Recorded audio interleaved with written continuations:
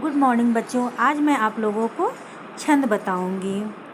छंद दो प्रकार के होते हैं। एक तो मात्रिक छंद होता है, एक वर्णवृत्त छंद होता है। मात्रिक छंद में हम लोगों का क्या आता है?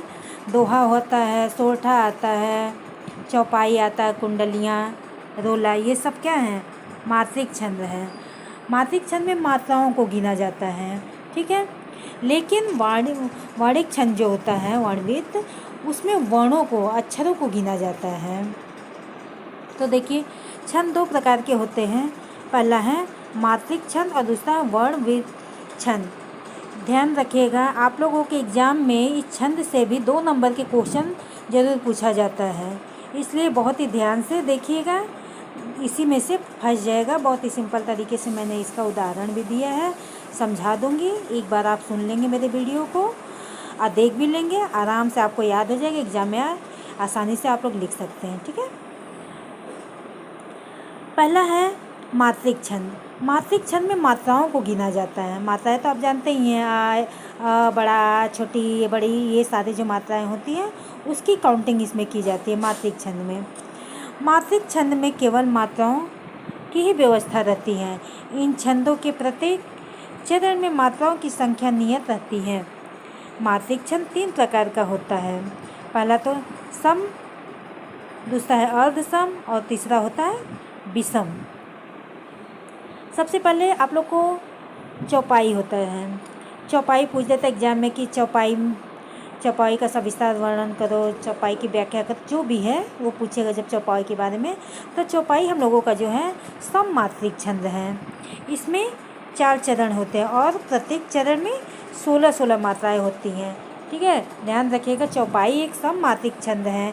इसमें 4 चरण होते हैं और प्रत्येक यानी एक एक चरण में 16-16 मात्राएं होती हैं, ठीक है। उदाहरण देख लीजिए, बिल्कुल सिंपल सा उदाहरण है। निरखि सिद्ध साधक अनुरागे, सहज स्नेहु सराहन लागे। आगे देखिए, होतन भूतल भाव भरत को, अचर सचर चर अचर करत को। ठीक है, बिल्कुल सिंपल सा है उदाहरण, आसानी से आप लोगों को याद हो जाएगा। इस छंद के प्रत्येक चरण में 16-16 मात्रा है, इसलिए यहाँ पे चौपाई छंद है। दूसरा पूछता है आप लोगों का दोहा। दोहा पूछता है, या सोरठा पूछेगा, या चौपाई पूछ देगा, चाहे रोला पूछ देगा, कुंडलियाँ पूछ देगा। 2-2 नंबर के क्वेश्चन जरूर आते हैं, इसलिए बड़े ध्यान से देखिएगा आप लोग। चौपाई में 4 चरण होते हैं, प्रत्येक चरण में 16-16 मात्रा है। अब दोहा जो है, देखिए, चौपाई सम मात्रिक छंद था और दोहा अर्ध सम मात्रिक छंद है। दोहा जो है यह एक अर्ध सम मात्रिक छंद है। इसमें 4 चरण होते हैं। इसमें पहले और तीसरे चरण में 13-13 मात्राएं तथा दूसरे और चौथे चरण में 11-11 मात्राएं होती हैं। इसका भी उदाहरण देखिए, बिल्कुल सिंपल सा है, ध्यान से देखिएगा। बतरस लालन लाल की, मुरली धरी लुकाय, सौह कहे भौहनि हंसय, दैन कहे नटी जाए। क्या ये कृष्ण जी के बारे में इसमें बताया गया, जो गोपियाँ उनके मूल्य को छिपा लेती हैं, उसी समय का वर्णन किया गया है। तीसरा है हम लोगों का सोरठा। सोरठा भी हम लोग का अर्धमात्रिक छंद है। जैसे दोहा अर्ध सम मात्रिक छंद था, उसी तरह ये भी अर्ध सम मात्रिक छंद है। इसमें इसका ठीक ये दोहे का उल्टा होता है सोरठा। दोहे में पहले और तीसरे में 13-13 मात्राएँ थी, इसमें दूसरे चौथे में 13-13 मात्राएँ, ठीक है। तो सोरठा भी अर्धसम मात्रिक छंद है। इसके प्रथम और तृतीय चरण में 11-11 मात्राएं और दूसरे और चौथे चरण में 13-13 मात्राएं होती है। यह दोहे का ठीक उल्टा होता है। उदाहरण देखिए, बिल्कुल सिंपल है। नील सरोरुह श्याम तरुण, अरुण वारिज नयन, करऊँ सुख मम उरधाम, सदा क्षीर सागर शयन, यानी क्षीर सागर में सोने वाले। आगे हम लोगों का रोला भी एग्जाम में पूछता है। तो रोला जो है सम मात्रिक छंद है। यह भी किसकी तरह है? चौपाई की तरह एक सम मात्रिक छंद है। इसमें भी 4 चरण होते हैं और प्रत्येक चरण में 24-24 मात्राएं होती हैं। एक लाइन जो होता है उसमें 24 मात्राएं होती हैं रोला में, ठीक है। जैसे ये है, इसमें पूरी 24 मात्राएं एक लाइन में होंगी।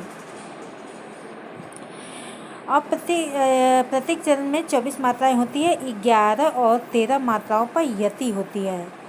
ठीक है, समझ गए? यह एक सममात्रिक छंद है। इसमें 4 चरण होते हैं और प्रत्येक चरण में 24 मात्राएं होती हैं। 11 और 13 मात्राओं पर यति होती है। उदाहरण देखिए, बिल्कुल सिंपल है।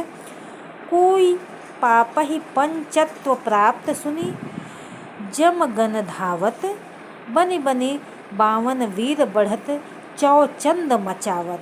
ठीक है, इसके प्रत्येक चरण में 24 मात्राएं हैं। 11 और 13 पर यति है, इसलिए यह रोला छंद है। आगे है हम लोगों का कुंडलियाँ। कुंडलियाँ में पूछता है एग्जाम में। ये सब मात्रिक छंद हैं, ध्यान दीजिएगा, मौलिक छंद नहीं है। यह विषम मात्रिक छंद है। विषम है, कुंडलियाँ ध्यान रखिएगा, विषम, जो मैंने आपको आगे बताया था, सम मात्रिक छंद, अर्धसम और विषम, ये तीनों में से कुंडलियाँ जो हैं विषम मात्रिक छंद हैं। इसमें 6 चरण होते हैं। कुंडलियों में 6 चरण होते हैं। उस सब में 4-4 चरण थे, इसमें 6 चरण होते हैं और प्रत्येक चरण में 24 मात्राएं होती हैं। आदि में एक दोहा और बाद में एक रोला जुड़कर कुंडलियाँ बनती हैं। जैसे लड़कियों की चोटी बनती है ना, वैसे ही कुंडलियाँ बनती हैं। ध्यान दीजिएगा, आदि में एक दोहा और बाद में, आदि यानी शुरू में एक दोहा रहता है, बाद में एक रोला जुड़ के कुंडलियाँ बनती हैं। उदाहरण देखिए, साईं बैर न कीजिए गुरु पंडित कबियार, बेटा बनिता पौरिया यज्ञ करावन हार। यज्ञ करावन हार राजमंत्री जो होई, प्रिय पड़ोसी वैद्य आपको तपय रसोई। कह गिरिधर कविराज जुगन सो यह चली आई, इन 13 को तरह दिए बनी आवे साई। ठीक है, देख लिया, फिर से बता दूं। साईं बैर न कीजिए गुरु पंडित कबियार, बेटा बनता पौरिया यज्ञ करावन हार। यज्ञ करावन हार राजमंत्री जो होई, प्रिय पड़ोसी वैद्य आपको तपय रसोई। कह गिरिधर कविराज जुगन सो यह चली आई, इन 13 को तरह दिए बनियावे साईं।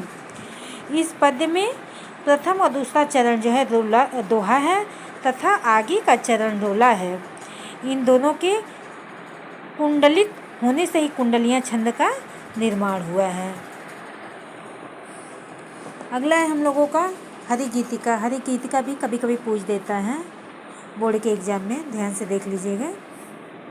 अधिकतर पूछता क्या है इसमें, ज़्यादातर चौपाई, रोला, सोरठा, है ना, गीतिका और ये कुंडलियाँ बहुत कम पूछता है। फिर भी एक बार देख लीजिए, पूछ दिया तो क्या करेंगे आप लोग। हरिगीतिका, यह सममात्रिक छंद है। इसके प्रत्येक चरण में 28 मात्राएं होती हैं। देखिए, उस कुंडलिया में 24 मात्राएं थी, लेकिन हरिगीतिका में 28 मात्राएं होती हैं। इसमें जो है 16-12 मात्राओं पर यति होती है। अब प्रत्येक चरण के अंत में रगण आना जरूरी है। रगण जानते हैं ना, पहला जो होता है 2 मात्राएं, बीच में एक, ये वाला बगल वाले में 2 मात्राएं होती हैं, उसी को रगड़ बोलते हैं। ठीक है, इसका उदाहरण देखिए, बिल्कुल सिंपल है। वृंद सोता है अतः कल कल नहीं होता वहाँ, बस मंद मारुत का गमन है, मौन है खोता जहाँ। प्रत्येक चरण में 28 मात्राएं होती हैं। यहाँ पर हरिगीतिका छंद है। ठीक है, इसी के साथ आज का ये क्लास समाप्त होता है। जय हिंद।